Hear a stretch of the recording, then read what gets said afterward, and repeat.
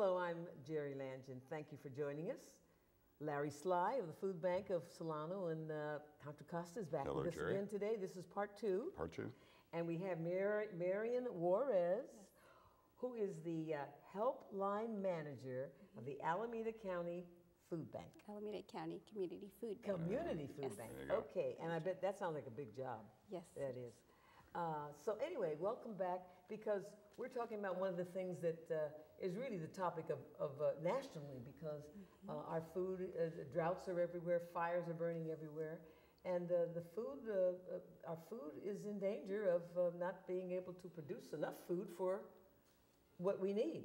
And so we're trying to find out what the food bank is going to be doing about it, the changes they're going through in order to meet the needs that are coming down the line. So welcome both of you. Thank you, Jerry. Thank Pleasure to be you. here. You guys become very important now. I mean, forget the social media. You guys are it. You're the guys that deliver the food. And people want to know what's happening with the food bank. How are you meeting the changes that are going to have to happen? Well, I think for most of us, we know there will be a supply there. Our state association, the California Association of Food Banks, is the intermediary who goes to the growers in the San Joaquin Valley and gets produce for us. We think we will be able to get as much as we need. The scary part is, Jerry, it's going to cost a whole lot more.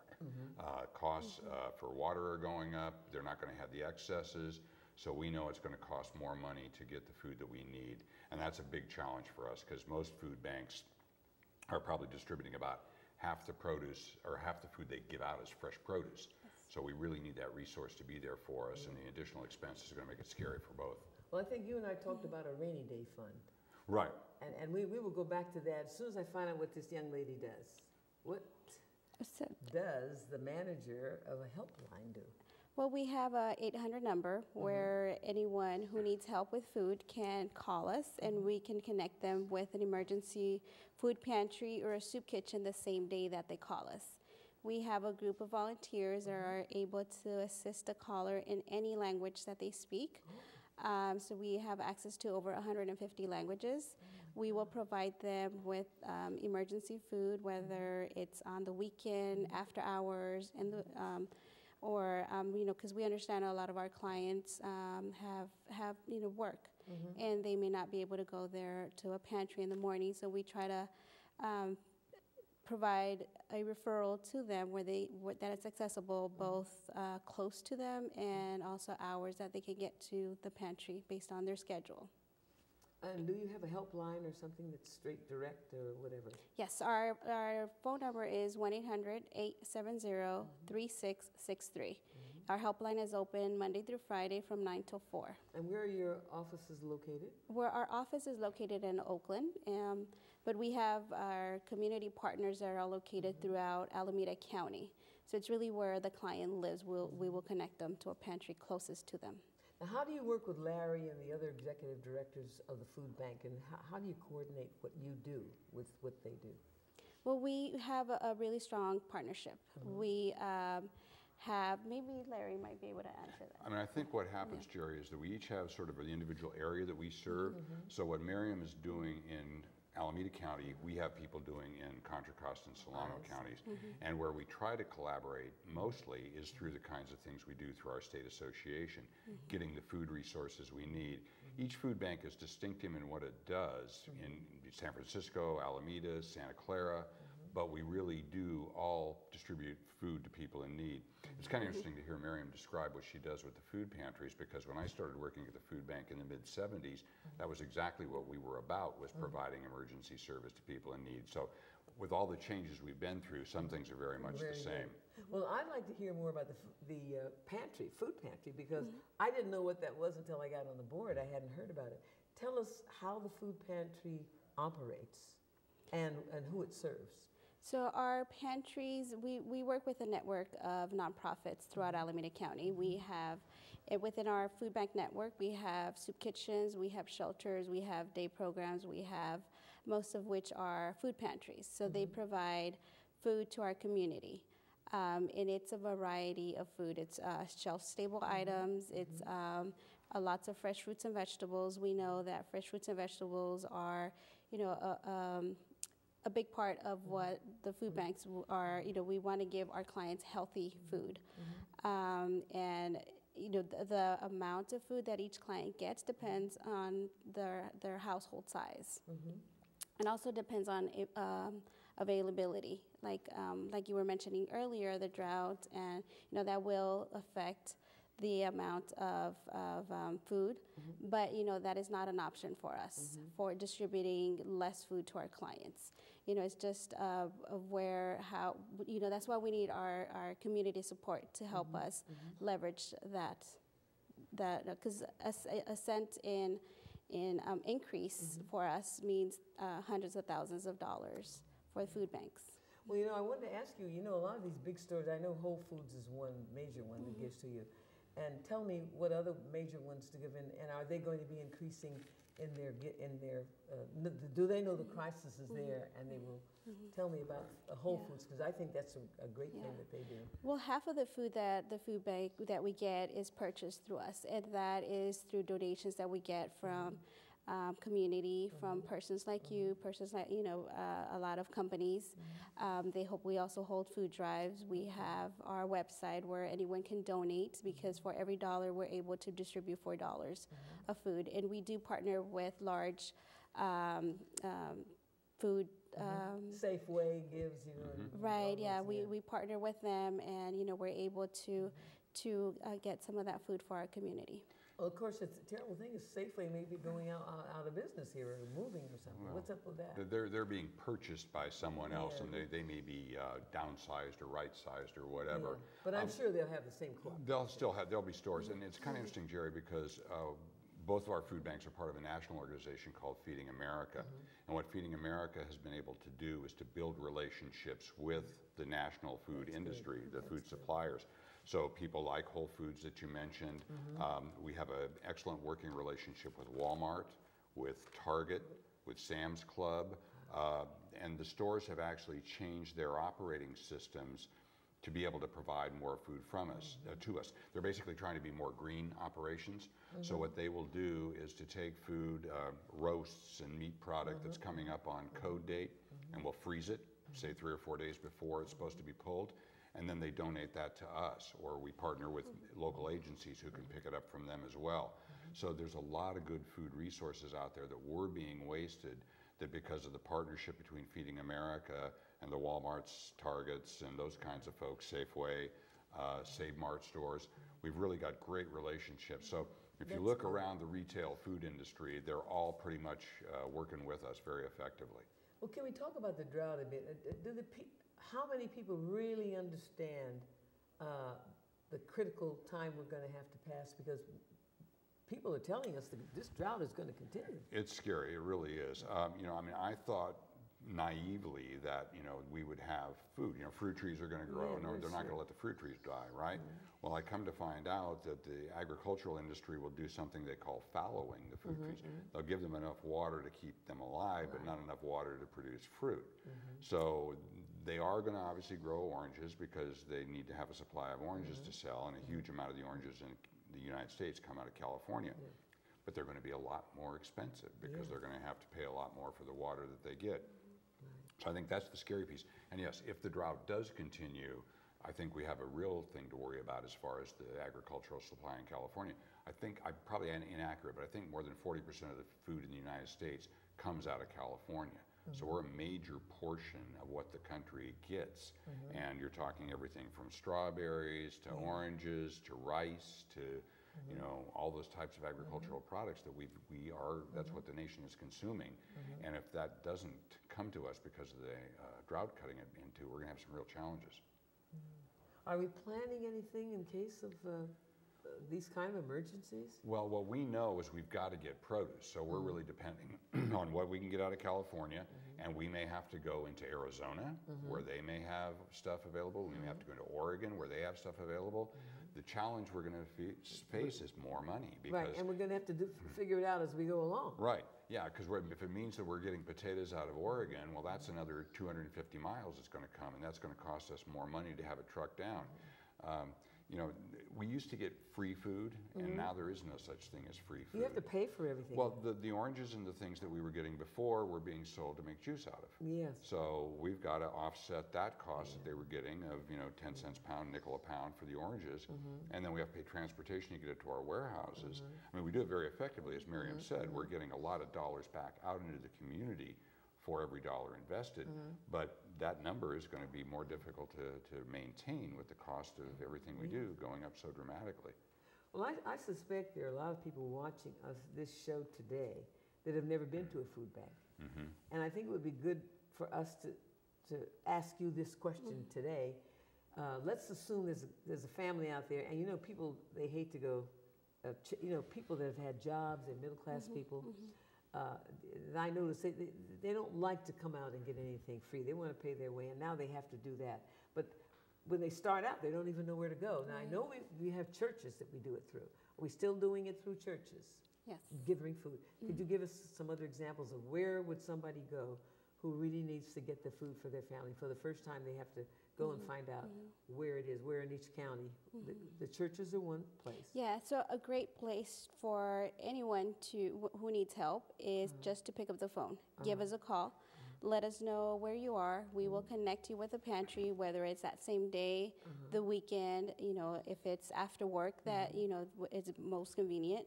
We will do that for you. We will connect you. We will tell you all the information that you will need, whether, you know, how to get there, the hours that you need to, you know, to be there. So we'll provide you with all that information. And, or, you know, sometimes we have clients who call us and say, you know, I'm working. Can I go somewhere during lunch, or can I go somewhere after work? So we will make those connections, and we will call the pantries and let them know. Now, do you have any printed material? I'm sure you probably do, but of where all these pantries are located, and about how many do you have? So we don't have printed material. We ask for everyone who needs help to give us a call. The information. Will get the food.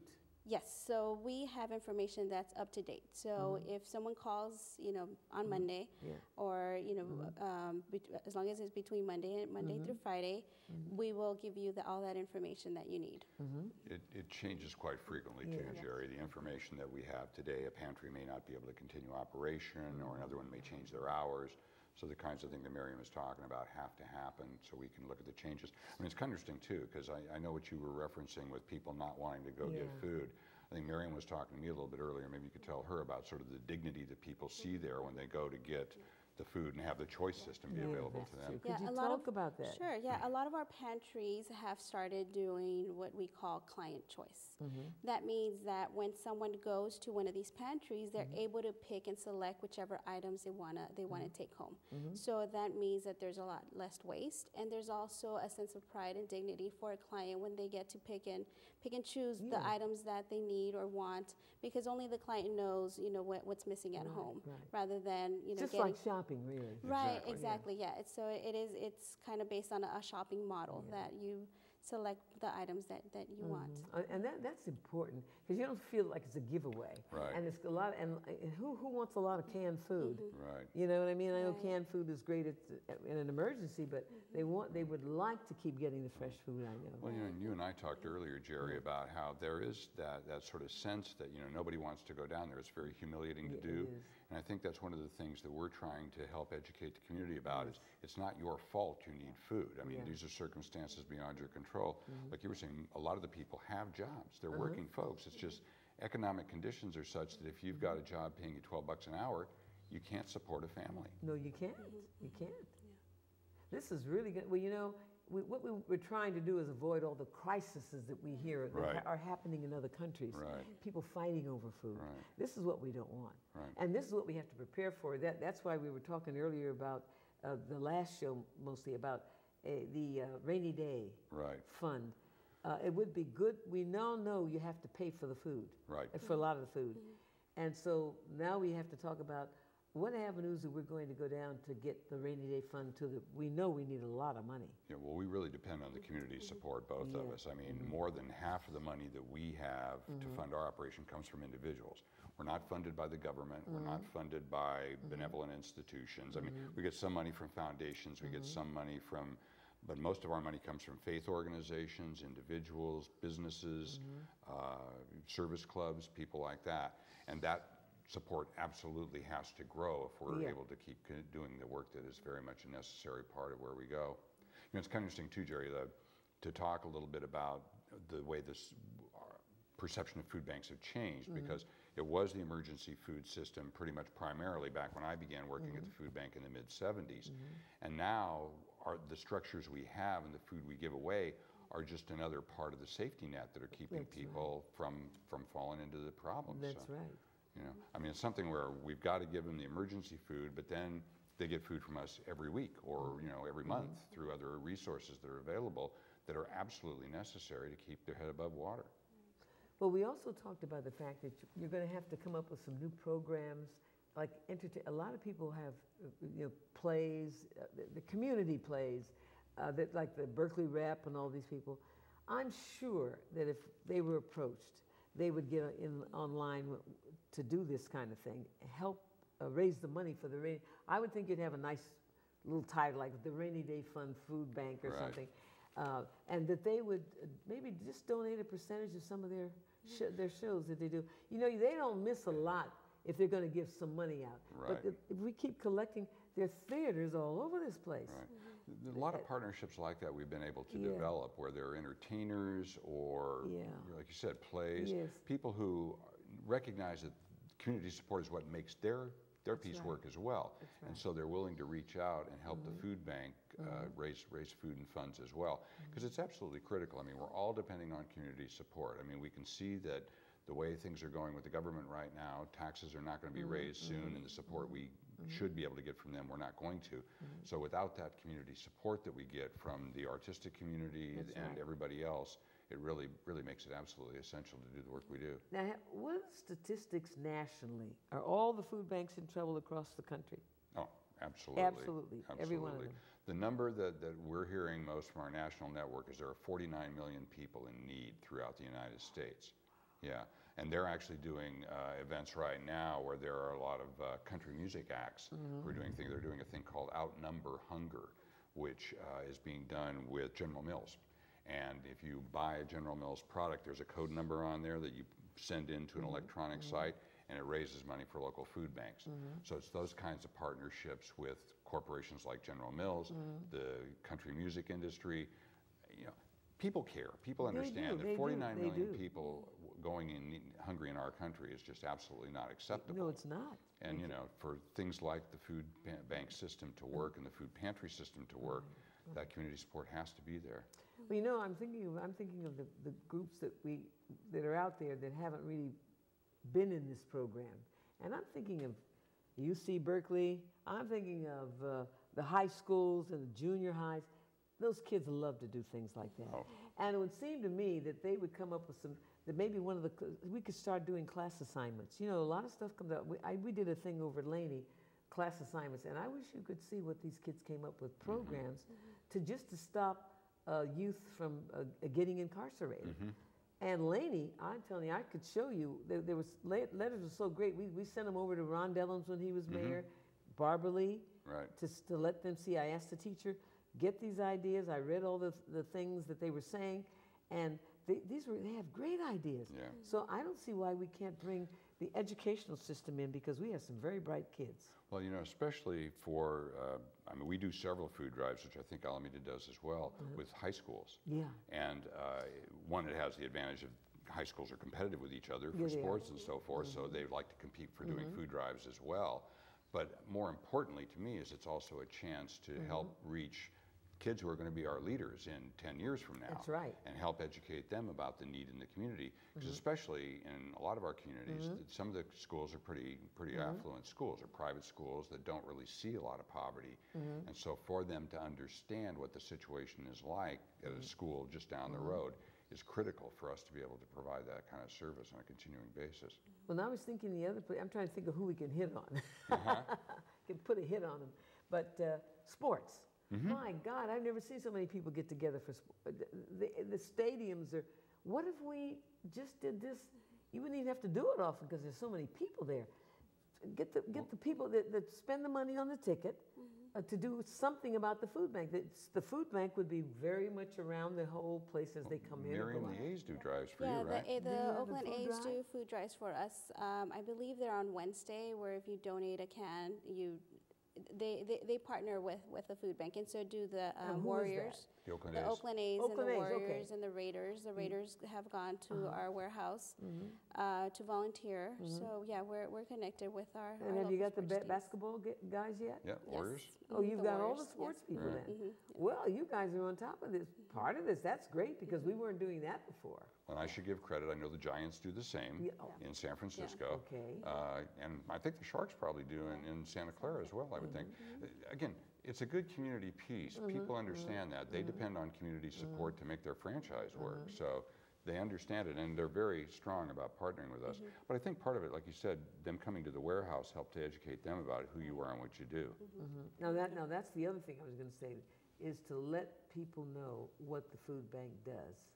See, a lot of them say, well, I don't want to go to the food bank. I need the food, but you need to, first of all, to break down that barrier.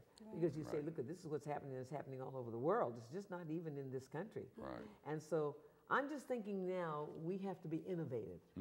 And there's some market we're not hitting. I don't know what it is, but instinctively I know that we haven't thought of hitting before. That would be happy to do that. Because you remember, the thing with corporations, and I've been close enough to them, they love their image. And boy, would they take a picture doing something with the food bank. And it ups their image in the community. Say, wait a minute, these guys are doing more than just selling jewelry or something and taking money. But getting them to participate on a much larger level. Yeah, I think that's one, where the food banks are pretty lucky, where, we have a lot of support from our own community, from a lot of large businesses that support the food bank and the work we do. So we're pretty lucky to have that support from our community. And I know your board, you've got people from Safeway and folks like that on it. So. Yeah. And the other thing I'm thinking of course, is the one that I love are these little I'm finding every time I look at the paper, there is some community or school giving a play. And you can't possibly keep up with all those. So they're out there. And all you need is just a barrel. Right. Yep. You don't need anything. You say you have it there, and they're not even thinking about it. They're thinking about going, but they're in a good mood. They're going to the play. But it would be a real thing to start targeting these things that all over the city, all over, and then all over Oakland and out in Concord. Absolutely. And all of these places they have these plays. And I look at them, I said, my God, we got so many theaters. If you could cover all these theaters, I imagine you'd get a nice hunk of money. Yep. And it is a matter of trying to, again, the visibility, Jerry, is I think what really matters. A lot of folks don't understand hunger exists. They don't understand what food banks do. They don't understand what the pantries are about. Or they sort of think they do. I mean, people think food bank, that's a good thing. They don't really know what they do. But I think it's the hands-on stuff that really helps them. And any outreach you can have, be it in a theater, or especially having groups come out and volunteer at the food bank is just critical. Oh, yeah, that's critical. Because I think a lot of people, confuse the food pantry and the food bank. They think we're the room in the back of the church with the shelves that gives out food. I am a Rotary Club member, and my classification is food distribution because what I am is somebody who's in charge of a business that's like a Costco. We've got racks, pallet jacks, forklifts, tractor trailer trucks.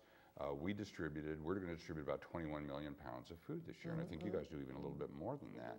28 million. Yeah, so I mean, we're talking about, so in our two communities, close to 50 million pounds of food going out, to people in need. And that's industrial size. I mean, you come into our warehouse and it's guys on forklifts and, shooting around and doing things safely, I should point that out.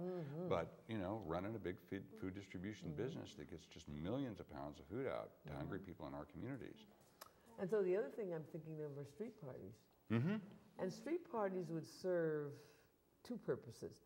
Nobody knows who their neighbor is. We're scared to death in the neighborhood, but and have the police get involved and get the newspaper. So you got to get everybody involved. Get the Oakland Tribune and the Chronicle and the rest of these papers to be present. I mean, let's put it on the air. You have to keep your name out there. Right. It seemed to me you'd have to keep your name out there in television, on radio, in the newspaper, and of course, a lot of people do not know that they have those bulletin places where the news people when they're in between broadcasts, they put anything that you want right on. You know, those little announcements. I mean, you have to really bombard. There's a bombardment, I think, has to take place, where people become aware that if you don't come in, if you didn't help before, we could get by. But guess what? Nobody can remain idle this time. And that would be, and you know, you get your posters out. Nobody can be, we're all a part of this. Exactly. And we want to keep order, law and order. And we know that people, when they're hungry, you can't talk to people who haven't eaten in a week. Exactly. You know? So I think we need to, number one, get some kind of a PR thing where we raise awareness. And I think we can't have that as you know, you can't get too much of that. This show is a great example. Yeah, this show is a great Getting example. a message out I believe people that watch this show thought, well, we know about the food bank, but maybe they heard something here today that they didn't know, like about the pantries. But I think we really need to just, is it inundate the word I'm wanting? It's a good We're one. going to inundate the whole Bay Area with more information about, and, you know, about what you do. Put your picture up there, personalize it. Say, this is Mary, this is what she does. Because, you know, there's a way to, you know what I'm talking about. There's a way to raise awareness to a level that it is not right now. Because nobody is getting it. And I think, you know, a great example of that is our summer lunch program. You know, during the summer, we know that the kids are home. We know that, you know, that's another big increase in the number of calls we get in our helpline is during the summer. Because, you know, there's a lot of children that are not receiving that lunch that they're used to getting at school. And we see a lot more calls coming into our helpline from parents who need extra help during the summer. And during the summer, we have a summer lunch line where anybody who calls, they enter their zip code and they hear a listing of summer lunch sites. And if you're not familiar with what the summer lunch program is, it's a summer lunch program for children who are under 18 years of age. There's no requirement. All that someone has to do is just stop by and to eat a healthy lunch, and that's offered all summer long, Monday through Friday, for all children under 18 years of age. We right now don't have that information because a lot of the districts are still gathering that information. But it will be up on our website, and it will be available in our phone number, which is 1-800-870-3663, and our website, which is accfb.org. And last year, I believe there was over 300 different locations throughout Alameda County. So in every neighborhood, there's at least 5, you know, anywhere between 5 to 10 different summer lunch sites. And like I said, there's no requirement, no paperwork, no nothing. Just bring your kids and have them enjoy a lunch during the summer. Well, believe it or not, our time is almost up, and we're wrapping this up. But I have one more suggestion. I would think that there are a lot of groups that have annual things like the running groups and all these people, that to just saturate anybody that's gathering a group of people, because it takes so little to pass out the pamphlet. It takes so little to put a barrel up there to drop a dollar in. I mean, the races, all the races running around Oakland, the races over in San, and all of these people still have money. And they understand, well, I'm still eating, and I got a job, or I wouldn't be running in this thing, I wouldn't have the energy. But I think you catch them at a good time.